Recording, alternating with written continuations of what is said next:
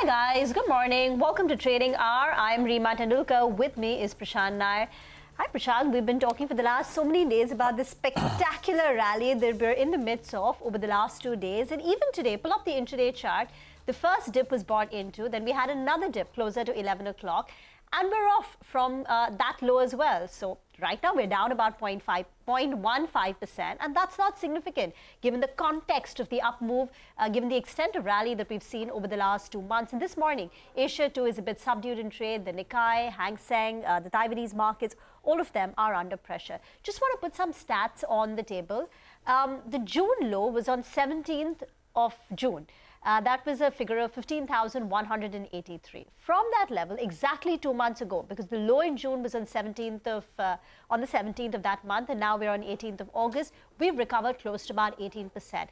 And this whole rally, the stocks which have outperformed in the span of the last 2 months, all have the flavor of the FI favorites. So the stocks which have seen a phenomenal rally, Bajaj Finance and Bajaj Finserv, both these two stocks in the last 2 months have a rally of close to about 40%. Asian Paints, another FI favorite. ICICI Bank has rallied close to about 30%. Eicher Motors is up 30%. HUL is up 28%. So all the stocks which have outperformed in the last 2 months are the FI favorites, and they're the ones which have led the recovery that we've seen in the market. The stocks which are lagging in the last 2 months or haven't participated, well, one of them is ONGC, understandably so, because oil prices have cooled. IT stocks, where we saw EPS downgrades post the Q1 earnings, and Reliance Industries. I think Reliance Industries in the last 2 months is only up close to about 2 to 3 odd percent. So that's been a big underperformer. And if Reliance Industries starts catching up with its weight of close to about 10%, perhaps we're in for some, good times. These are the levels that you can see are the levels of today, but these are the stocks which have underperformed the benchmark index in the last 2 months. Hi, Prashant. As they say, Reema, if you're waiting for a correction, if everyone is waiting for a correction, it doesn't come, right? And I think that feeling that maybe this has gone on for too long without a pause, and it has. I mean, if you exclude just that 1 week, about 4 weeks back, when the market, the Nifty week on week was down some 30, 40 points, we're up for 8 straight weeks. So, as we've gotten to that 18,000 and just about 3 odd percent from its all-time high of 18,604, I mean, that feeling has just grown a little stronger. The point, though, is that if you look at simple things like the Nifty relative strength index, etc., it is indicating that we are in extremely stretched zones from where historically a little bit of turnaround, pullback, etc. has happened.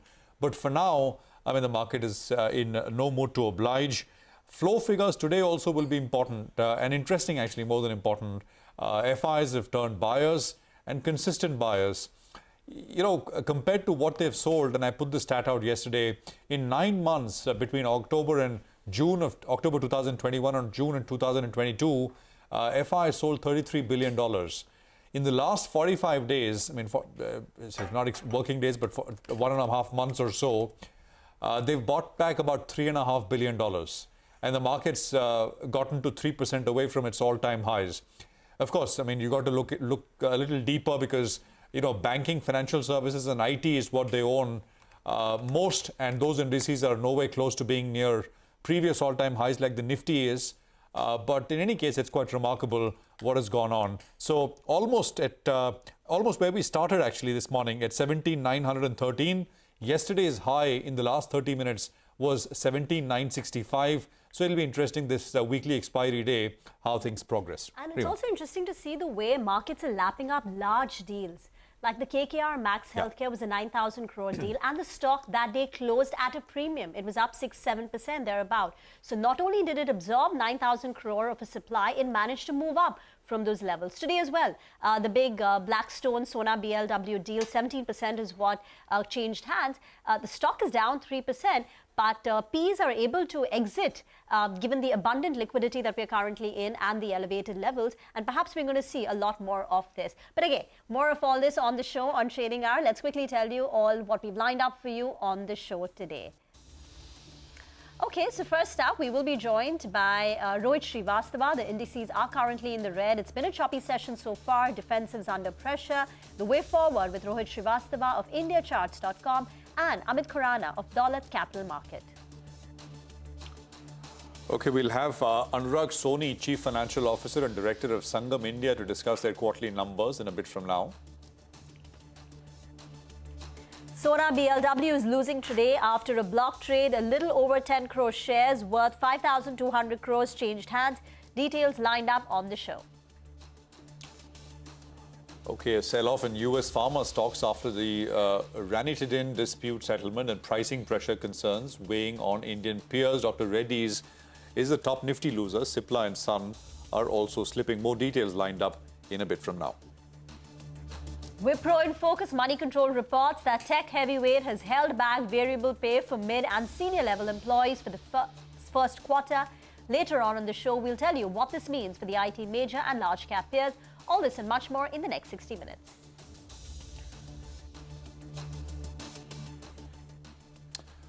Okay, let's bring in Rohit Srivastava, who's with us. He's founder and strategist, IndiaCharts.com. Rohit, great to have you on the program. Thanks very much for your time.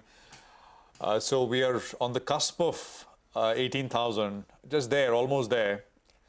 We were closer there yesterday than today, but maybe, given the market action, it doesn't look like there is any let up at all. What's your sense near term? How are you looking at things? Yeah, good morning, Prashant. And I think this is the fourth time we're getting close to the 18,000 mark. We haven't really crossed it yet.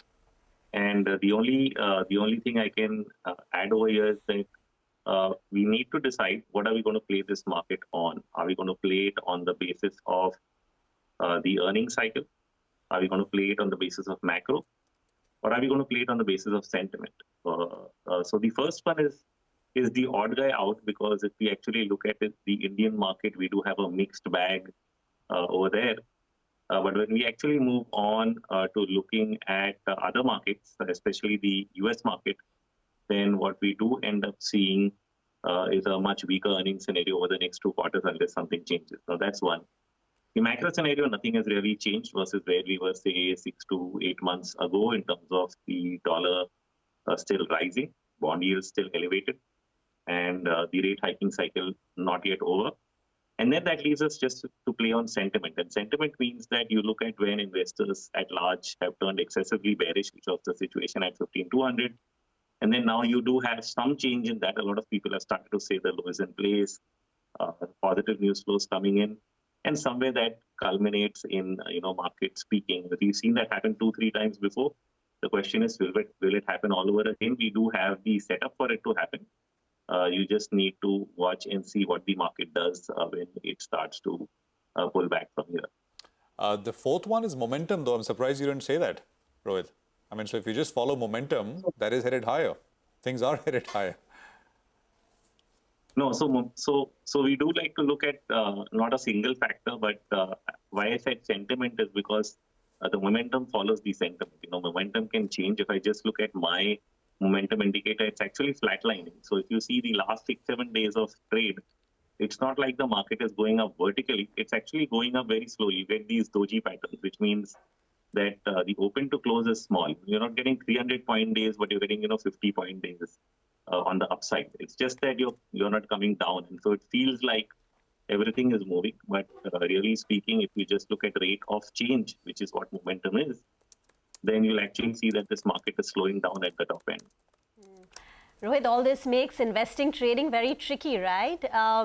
So how would you incorporate sentiment, earnings, as well as macros when you have to select individual stocks to trade in or invest in? What would your recommendations be? So the way we really approach this market is, the sentiment at 15,200 was so extreme that it was almost close to when we were in the pandemic. So we can say that people were most bearish since 2020, a month ago, more than a month ago. So from that point on, we took a bet that fine, the market's going to recover. It can overshoot 17,000, and maybe if we are lucky, get to 17,800. Now we're already lucky. Now the question is, what do we do? The way I approach it, we took both long trades on both sides. We sort of closed out all our long trades between 17 to 17.3. Over the last week, I've significantly cut down the portfolio positioning, less than 50% in the market, which means we have a high level of cash now. And we are going to simply wait. So my approach is wait right now. Don't do anything. If nothing of the macro has changed, we will get a setup where we can probably play the short side again. If something changes, if the market does consolidate, let's presume the bullish scenario as well. Okay, so just let's say we are wrong about the market rolling over, which I think is the preferred case. Then we probably see it consolidate here and between 17,500, 17,300. And if it can manage to hold up for a couple of weeks, say even above 17,000, then we may consider, okay, can it make one more push to higher levels? But unless all of that happens, unless something really changes in terms of what the dollar is doing, because if I just look at the USD INR, you see post the RBI, policy meet, the currency did not strengthen even after the rate hike. It started to weaken, and my sense is it's probably heading back to above the 80 mark and probably towards 83. So once we start seeing that strong dollar, things are going to weaken again. So in short, what I'm saying is give the market time to consolidate or roll over, and then take the next stance that, yeah, it's still bullish from here. I think it's extremely overbought. This is not a place to be complacent. And so we've sort of pulled back on our positions across both investment and trading. Got that. A lot of people believe the dollar holds the key, but the dollar is not strengthening in any meaningful way, is it, Rohit? So it's had a normal pullback. If you look at the 20-week average, it's around 103. We haven't even gone below that. And if you look at the 5-year breakout, basically the dollar index made a top of 103.8 in 2017, and then it reached that level again a second time in 2020. Now we are above that level. So now that level has become the support. Unless you really go back inside that, we can't say that the dollar breakout failed, right? So you had a major breakout of a 5-year range. We are still just above that. And once you take support at 103, I think next you'll be at 110, 120 before you know it. And last 2-3 days, you can actually see this spurt start. You've seen the dollar index jump up in the last 2 days. I think early days, but it looks like the bottom is in. And which is what I was pointing out to in terms of the rupee as well, because the USD INR, where the dollar versus the rupee, is already showing strength. You've seen it stop falling even after the RBI raised rates. And I think that's a sign that the upward move for the dollar is resumed. So Rohit, you've lightened up on your portfolio holdings and you're holding significant cash. Which are the stocks which you've sold off and which are the stocks that you're still holding on to? Yeah, that's the googly. So I have a couple of exposures, some of them reduced, some of them on. I don't know if I should name specific stocks, but more in the area of pharma is where the comfort is, maybe a mid cap or a smaller stock, not the large ones where you're seeing weakness, like you're seeing weakness in maybe Dr. Reddy's, Cipla, and so on. So those I'm definitely avoiding. I've been holding on to, say, Copran, for example, since several years. So that's something I'm not lightening up on. I have lightened up on many others, some which I even like. For example, we liked Coal India. Still, I've lightened up significantly there. Even hospitality was a hot sector post-COVID reopening trade. But I've lightened up on Indian hotels for the time being as well. So these are even places which I like. I significantly lightened up. But I'll still like them if they consolidate, if they don't break down. I'll probably look at them again. They're not off our list in terms of the long-term investment theme, but right now I just feel there's a good point to pull back and see what's going on. Which are looking the weakest to you? So I think the next move down should be pretty broad-based because what has happened. One of the themes I see is that chase the weakest stocks. Now, if I chase the weakest, I think the metals will weaken again because the disinflationary cycle is not over. We've seen a good retracement. The Nifty Metal Index is almost at a 61% retracement of the fall that it saw in the last 5-6 months. So as much as I like that sector, maybe a 5-year basis, I think the downside is not done. And so post this bounce, I'll be looking for another sell-off. So 61% good level. IT is another one which was strong, but this bounce has been very lethargic. So these are the two sectors which weakened the most recently, and even in this bounce have not done so well. But I do think even stronger areas, like for example, autos look completely great if you just look at the momentum in new highs, and we may not chase them on the way down right away. But I do think that every part of the market is going to, weaken if everything in the macro and earnings space that I'm tracking is out. And so we might not be able to really find a place to hide. So that's And that is why I said pharma might be the only defense, because that's one area which is most ignored. And FMCG has also been the hot sector of the last decade. So while it's done well as a defense in the last 2 months, it might not be, apart from, you can say, see, FMCG, what happens is, it's good because sometimes it falls less. So if somebody wants to just play the relative outperformance game, then fine, FMCG pharma is where your defense is, where, the bearish market, they tend to fall less. But overall, I would think that, every part of the market is going to be affected. Just one final question, Rohit. You're saying the bull case scenario is that markets consolidate. So even if we head down to levels of 17,300, 17,500, you would consider markets consolidating. So what exactly is your base case scenario? How much lower can we go from here on? Because 17,300 could also mean markets are still consolidating. Yeah, and so what that gives us is time to consider the alternate case that we are not still inside the bear market that started last year. So if I presume we are still inside the bear market, then what I will have to look at is to going back to the monthly support levels, which are all the way down to slightly below the 15,000 mark, maybe 14,800, 14,500, which is pretty steep to talk about now that you've recovered so far. Would you go back down there again? But it's simple that if we are still in a bear market, if it's not over, then we'll go back all the way back down there again. So I think the time that the market will give us between here and 17,000, we'll get enough clues as to whether that is happening. And so that is the base case we are working with, that this market will weaken and break 17,500, and once it does, then it will signal that another bigger sell-off is on the way. But if that doesn't happen, if there's any sign that it's not happening, we'll be on the lookout for that. Just a couple of things, since you track macros, etc. as well, Rohit. So, you must have also come across this. Apparently, there has been no instance where the S&P 500, the US, has pulled back 50% of its, retraced 50% of its losses, and the bottom has not been in.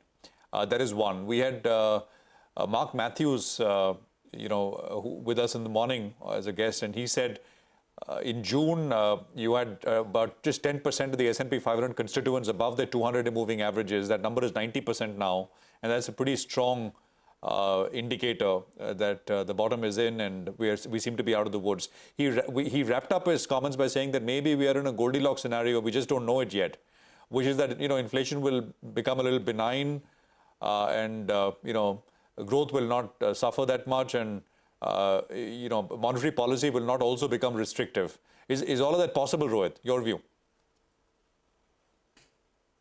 So while all of that might be possible, it might not be, it doesn't look like the immediate case. You see, if we start imagining a scenario that is, let's say, 6 or 8 months down the line, and start discounting it now, yes, we could start building that case.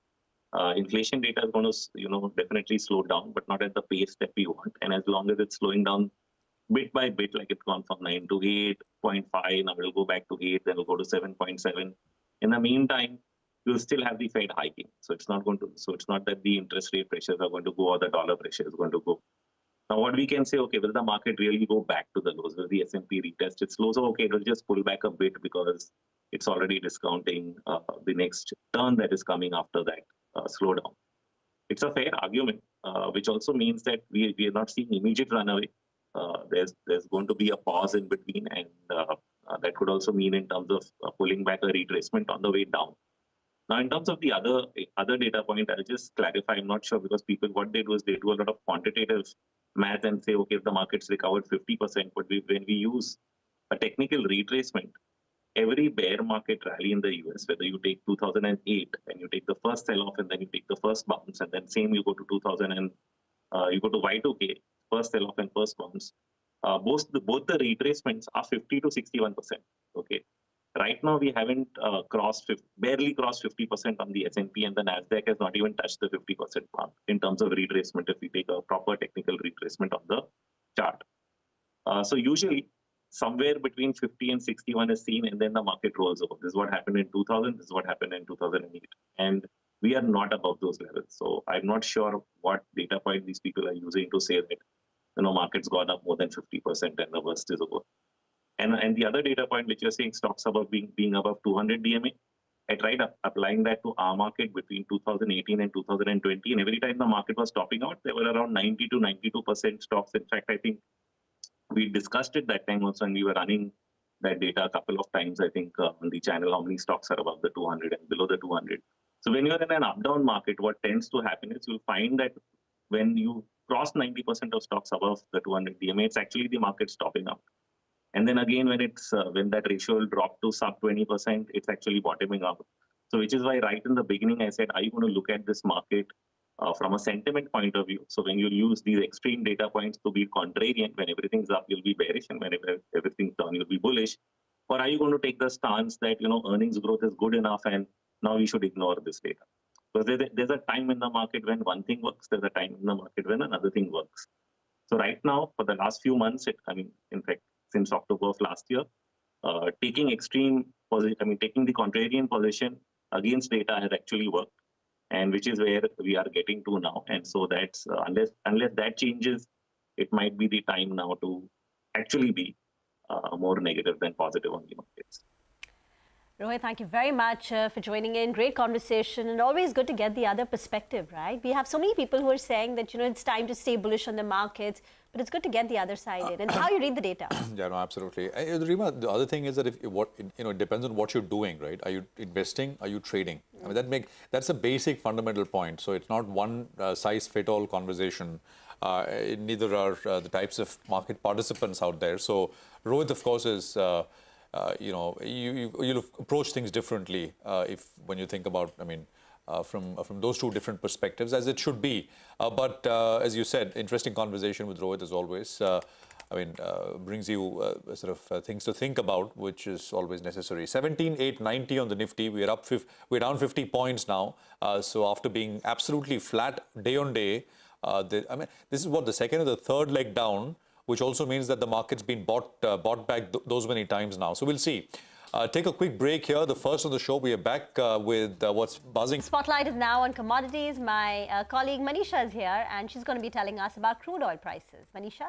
Yes, thank you for that. I'm looking at the prices rebounding slightly, but even with that, we are headed for a nearly 6% of a decline on a weekly basis. The bullish views come in after the US inventories data shows a very sharp decline of around 7.1 million barrels. Markets were anticipating a less than 1 million barrels of a buildup, but we saw more than 7 millions. And this is after we saw a buildup of around nearly 5 million barrels in the previous week. Also, it doesn't end there, because the decline in stockpiles continues for the gasoline as well, where we have seen 2 straight weeks of decline in inventories here. Not just that, the gasoline production also has seen a decline on a week-on-week basis, and that seems to be supporting the prices there. But that's where the good news ends. The rest of the news clearly is bearish here. You have seen Russian output increase, and as per the guidance given by Russia itself, the 2022 could be looking at earnings from oil sales increase by 38% as compared to previous year. So that tells you an uptick there. And the supplies are expected to increase from Saudi Aramco as well, where Saudi Arabia production in any case is at a 2-year highs. And we have heard Saudi Aramco president saying that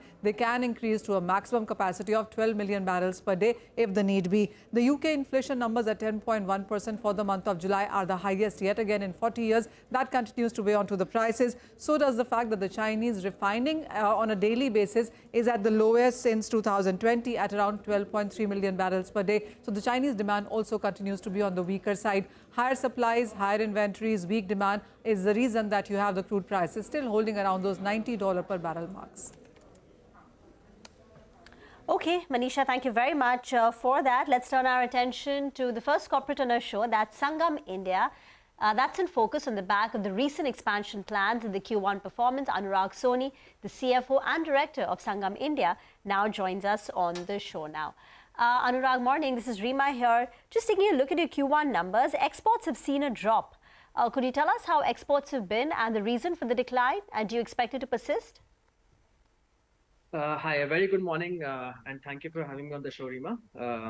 Exports have seen a drop, so the international market has been tough. However, compared year on year, we still have a growth on the exports. Q1 is generally a little slow, and it has been a little challenging over the last couple of months in exports. So, but going forward, we see that in the last few days, there's been a bit of an uptick in the demand. So we see that exports should pick up again, I think probably from Q3 onwards. What's the quarterly run rate for exports that you anticipate? So March quarter, you had, export revenues more than 300 crores. This quarter, it's dropped down to about 220 crore. So what should be the number that we can expect? For the exports.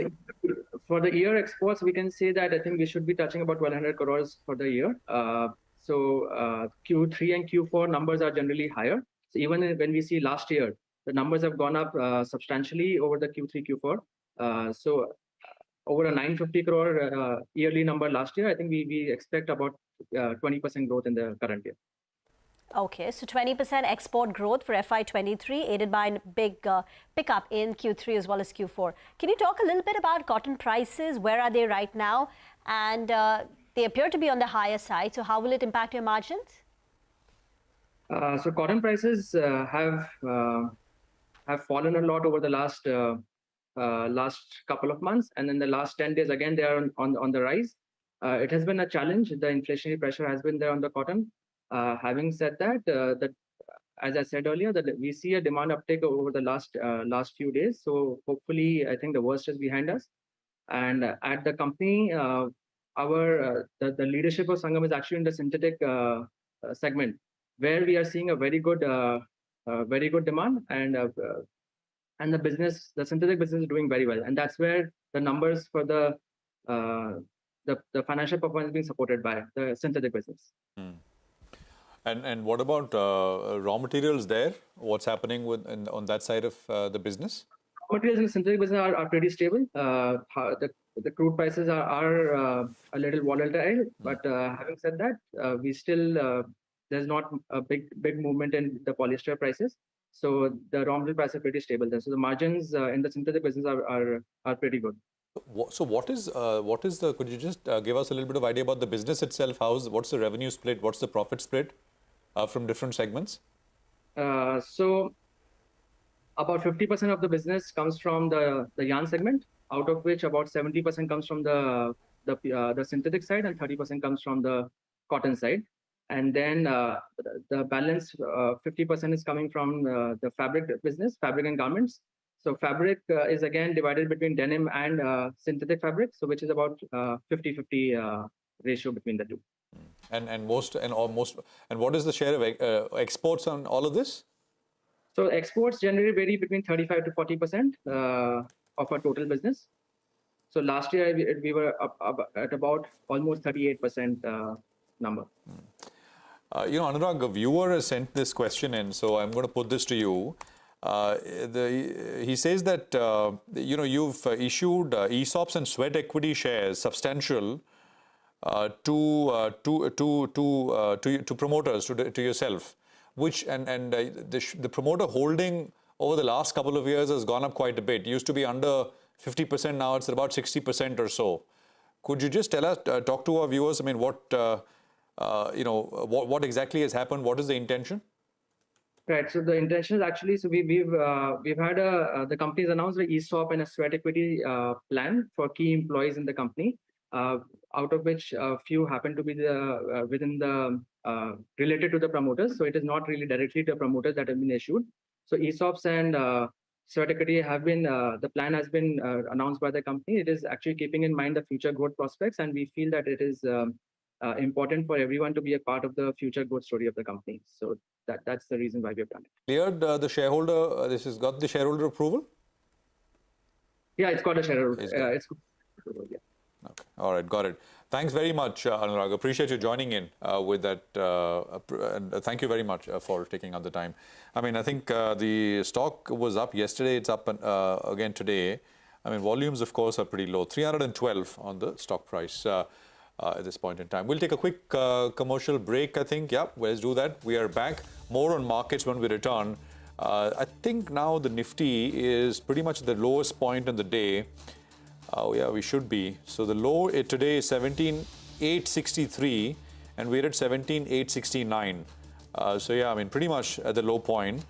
And it's been a sharp sell-off once again. Let's see if this one is bought back into or, I mean, it stays like this. So we'll track that. We are back in just a bit. We discuss technicals with a guest as well on the other side. Welcome back. Markets headed down, but it's not broken the early morning low, which was 17,863. So we're still managing to respect the early morning low, but there has been a slide in the last 30 minutes. Gaurav Ratnaparkhi of Sharekhan now joins in for a quick technical check. Gaurav, what have you made of the trading action? Multiple recoveries have been sold into, but the dips so far are also seeing some buying. So we are at a critical juncture. Your thoughts?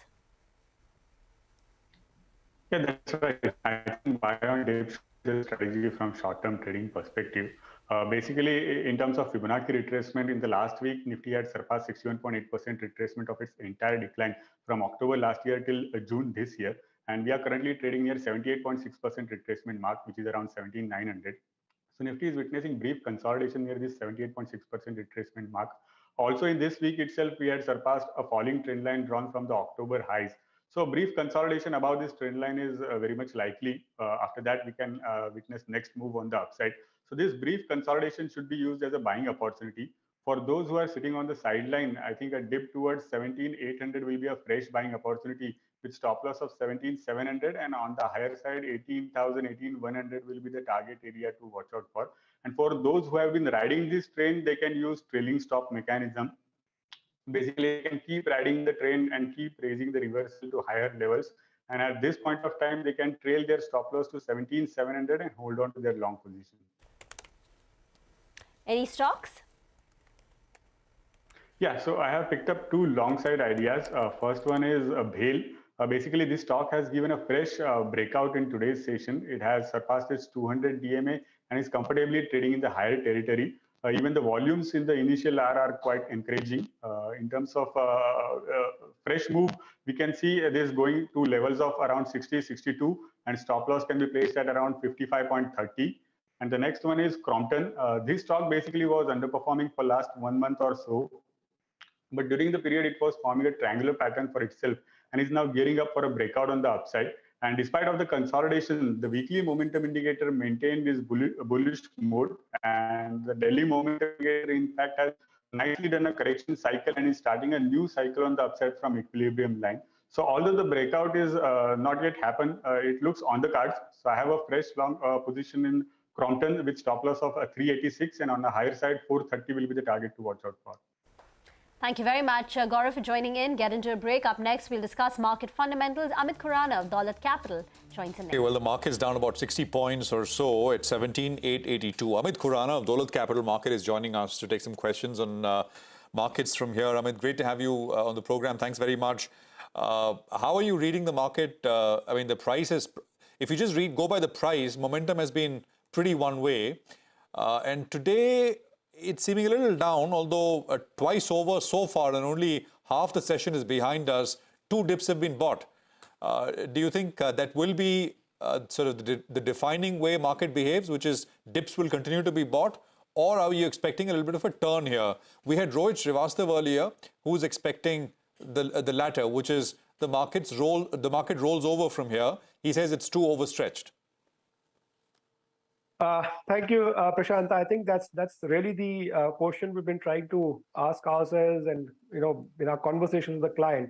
It started off as a bear market relief rally, but is this now a bull market belief rally? Is the big question really. Short term, definitely, it looks like a stretched one. A lot of stocks have gone up. Nifty itself has rallied by a good 18-19%. So purely based on the short-term data point, short-term understanding of how we see overall trajectory, I think we're probably closer to the top. But having said that, I think there's a lot of news flow which has been absorbed in this rally, both positive as well as negative, especially the negative one, wherein the concerns on inflation are relatively lower. I would not say they have gone away, but they're relatively lower. And we're probably looking at interest rates topping out closer versus the previous scenario, wherein a much sharper rate hikes were being built into the consensus. So these two factors, I guess, keep conflicting, whether we're at the top of the inflation range or whether we are starting a slowdown. These two factors, I think, from here on will determine a lot of whether we go up further without much of a correction, or whether we actually correct quite a bit from here over the next 6 to 8 weeks. My sense is it's an important inflection point, and the markets will take cues as the data starts rolling in for the next month and the month next to that. I would expect some deterioration in the data here and there, but the domestic data will continue to be quite supportive.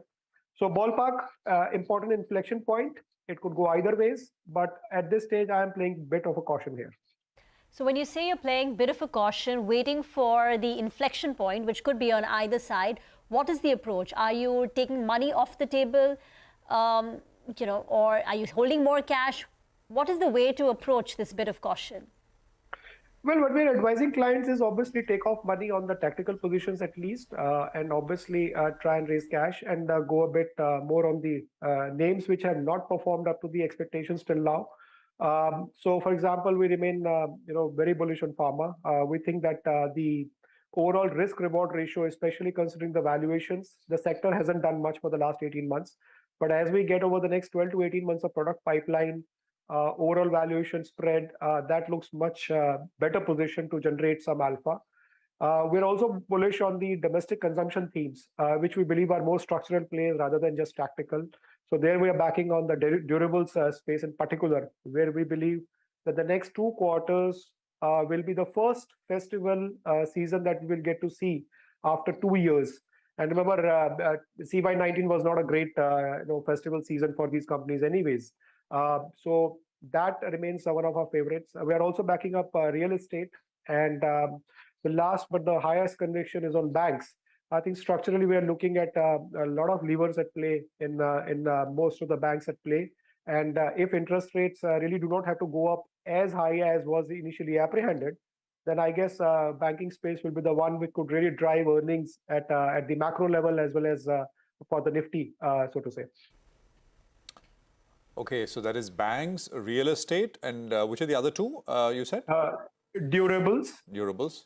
Okay. Yes. All right. So 3 areas, and I think you summarized it nicely from relief rally to belief rally. Of course, there's a question mark at the end, but always nice speaking with you, Amit. Good having you with us here on the program. Thanks very much for your time. All right, the RBI has released a discussion paper on aspects related to charges and payment systems and various payment instruments. The RBI in its discussion paper has not taken a stand one way or the other, but this is important in terms of how this evolves from here. My colleague Ritu Singh is joining in with more details and what the industry is making of this. Ritu, over to you. Well, yes, RBI has released a discussion paper on the charges levied in payment systems, but importantly, it has not taken a stance on these just yet. What it has done is raise questions on a wide range of issues and sought public feedback on them by the 3rd of October. Broadly, these questions ask if digital payment charges should be market determined or regulator prescribed and how they can be made more transparent. Now, for instance, for funds transfer like your IMPS, RTGS and NEFT, RBI asks if charges should be prescribed or if there should be a cap on IMPS charges, etc. Debit cards, as you know, is the only merchant payment instrument where RBI has intervened to bring down charges, and here it is seeking feedback on whether regulatory intervention is required or if stakeholders can decide on an optimum level of MDR and interchange rate, and if RuPay debit cards should be treated any differently from the rest. MDR, as you know, is the fee that is paid by merchants to the banks for processing payments. Now, on credit cards, and this is important, RBI so far has not issued any mandate or intervened in the charges, even for PPI-based merchant payments or fund transfers. And this paper has sought feedback on this front as well. It has also sought feedback on, for instance, if people pay their credit card dues ahead of time, shouldn't that get reflected in lower MDR and their CIBIL scores, etc.? UPI is also under the scanner, where the government has mandated a zero-charge framework for such transactions. Now, this paper looks at general feedback in the context of zero UPI charges and asks if subsidizing cost is a more effective alternative, and if UPI transactions are indeed charged, should MDR for them be a percentage of the transaction value or a fixed amount, etc. It also looks at payment intermediaries in areas such as surcharge, convenience fee, etc. Now, while there's no real giveaway in terms of which way RBI is leaning, but if you do look at their payment vision document, affordability for customers and greater digital adoption is desirable. So unlikely that charges will go up significantly for customers. If they do, they might be borne by banks, fintechs, etc. But the impact on banks and payment companies because of these changes in charges will be significant to watch out for. Ritu, thank you very much for that. Get into a break, but here's a quick reminder for our viewers. It's that time of the year again. Money Control Pro's financial freedom offer is back and with added benefits. Get a Money Control Pro subscription at net zero cost by claiming exciting offers worth 1,500 rupees. From our attention to some interesting corporate commentary, our managing editor Shireen Bhan caught up with Michael Mayback on his first visit to India after taking charge as the global CEO of MasterCard. Here are excerpts from that conversation, exclusive conversation. A almost physical sense of optimism. I mean, it's probably helped by the fact that you look back on 75 years and then all the achievements. But my reference point was really the visit 4 years ago in 2018. What I see today, particularly through the lens of our business, when we look at the digital economy and how it's growing in India and the growth rates of UPI and so forth, there is technology put to work at scale in unprecedented ways in India. And as a tech company and as a tech geek, I find that hugely exciting. So I'm going to go back and see there's models emerging in India that we should all think about and see what else we can do and how we evolve our business in partnerships with fintechs and other companies that are using this technology here in India. That was the conversation at the dinner tables last night here in the hotel. So I just want to take that point forward. From your strategy of buy, build, or sort of partner, where does India fit into that strategy currently, and what is it going to mean in terms of future investments? So let me just say a few things. We're not a credit card company to start with, so let's just... that transition you've been on for the last couple of years. Let's just baseline on that. So as a payment technology company, we kind of broadly speaking, what we do, our strategy is be in payments, whatever choice of payments is there. Like India is offering a lot more choice in payments than was there even 5 years ago. So it might have been cards, and now it's UPI, it's account-to-account, it's push payments. You want it, you have it in India. So we want to offer solutions in all those spaces. That's our stated strategy. It's different in different countries. And here in India, certainly there's more choice and bid there for that. But then that's also the question. So if you have that rapidly rising digital economy with all these different payment choices for people, how do you keep it safe? How do you keep it simple? That's another part of our strategy where we say every kind of service that makes this simple, address the cyber risks, is your digital identity compromised, all those kind of things we take care of, and we then partner. And that comes to the partnership point. We say on payments, there's a lot of partnerships required, for example, on nascent areas of payments, B2B payments. There's a lot of inefficiency in B2B payments, which we bring solutions to the party. Basic P2P payments, here in India, UPIs are an amazing success. We don't really need to partner on that, but the question on cybersecurity and how do you make sure that these payments remain safe as this becomes one of the, if not the largest digital economy in the world, that's a partnership area. Then you go into some of the big questions that India is addressing that many other countries will face, and that's the question of an inclusive digital economy. Hundreds of millions of people. We think there's going to be 100 million people that join the formal digital economy in India in the next couple of years. Who else? How do you do this? And what partnerships are required? We've been on a financial inclusion trip for years. I ran our Africa business. That's why I got really in tune with that topic, and I think there's amazing drive here on that. There's technology developed here, but we also have experience that we can bring to the party. So all sorts of partnerships across the board. And in my conversation with our employees here, look us, where's it going? Where's the puck going? What else can we bring to India's journey to make that digital India vision a reality? So where is the puck going?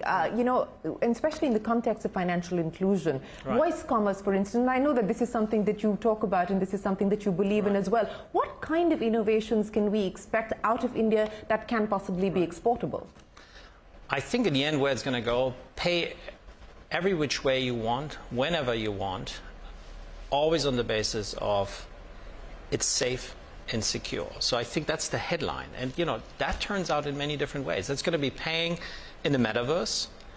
It's going to be paying through voice. It's going to be paying offline in areas of the country where you have no GSM coverage or it's not as good as it needs to be. So every bit of technology that's there today is going to give us a huge boost because all that is at disposal in India. So I wouldn't think there's one particular technology. My general answer on when I think about the future of payments and the future of technology is convergence of a lot of fundamental underlying technologies, AI, 5G or 6G, cloud, edge computing, all of that will make sure that you can do whatever you want whenever you want it in terms of payments at all times. This is converging, gives you all sorts of data. I think the question of trust and security is really the most important in a digital economy.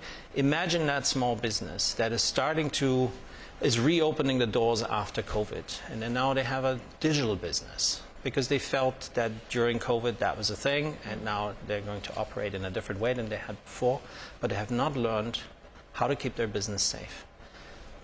That trust issue, if something goes wrong, that's going to be a problem, not only for that one business, because people talk, and then the whole small and micro businesses, I think are not going to take all the potential from the digital economy. So trust and security is super important.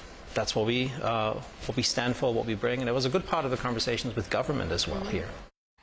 India putting technology to use at an unprecedented scale. We're a population of 1.3 billion. And we need to make our digital development more inclusive. And for that, partnerships are needed. It's an interesting conversation taking place between the MasterCard global CEO and Shireen Bhan. But we're out of time completely on Trading Hour. Stay tuned. Halftime report is up next.